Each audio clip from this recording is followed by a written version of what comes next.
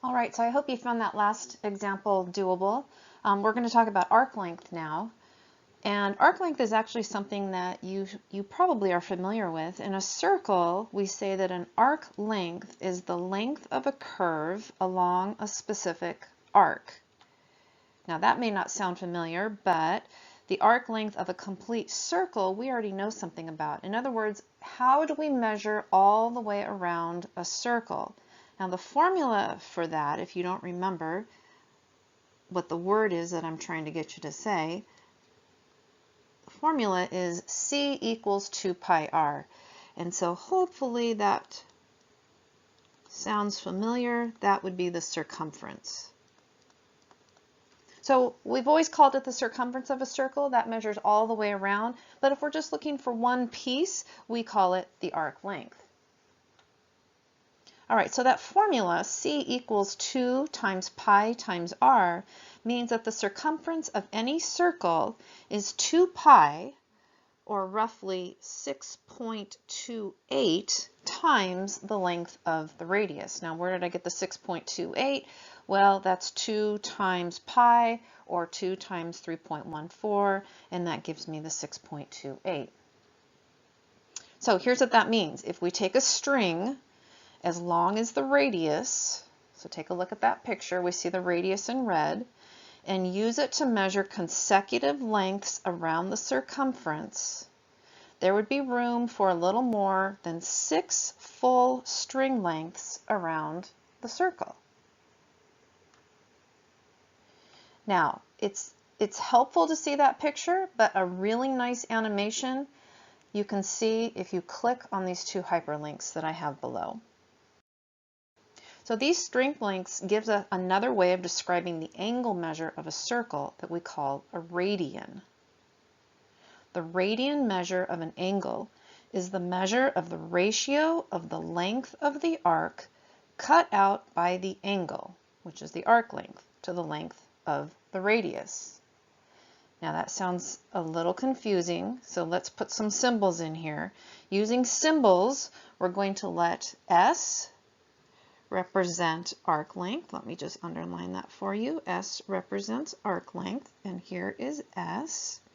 We're going to let R represent the radius, and we see the radius here. That's familiar to us.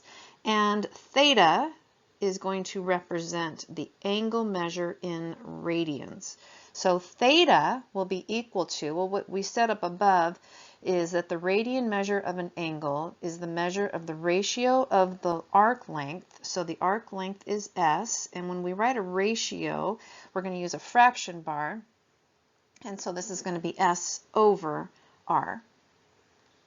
Now, if we take that formula and we solve it for S, I can multiply both sides by R to get that S is equal to R times theta. And that is the formula that we will be using for arc length. Now, I want you to keep in mind that theta is an angle, but it's not measured in degrees.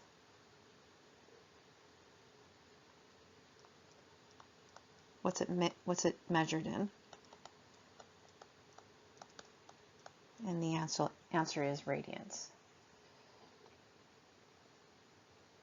And then the last thing to point out, and this will become clear later, is that since radius and arc length are both in the same unit, radians are unitless. So unlike degrees where you have that little circle degree mark, radians don't have anything. Example 4. So what is the connection between degrees and radians?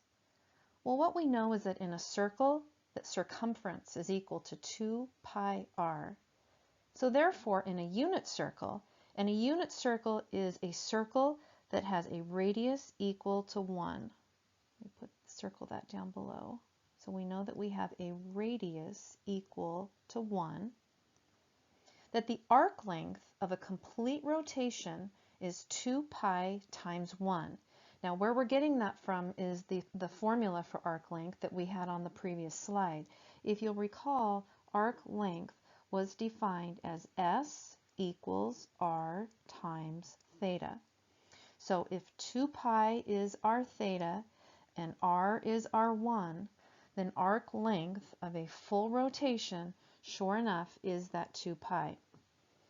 And the radian measure, which is theta, if you recall, we defined on the previous slide that theta is equal to s over r.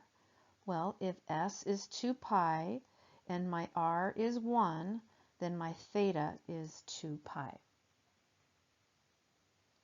Since one complete rotation around a circle is 360 degrees, then we can conclude that 2 pi radians and 360 degrees are equivalent. Let's use that to fill in this box. If 2 pi radians, which is one full rotation, is 360 degrees, then what would half a rotation be? Well, half of 2 pi is pi, and half of 360 degrees is 180 degrees. And if 1/4 of a rotation is 1/4 of 2 pi, that would give us pi over 2 radians, and 1/4 of 360 degrees is 90 degrees.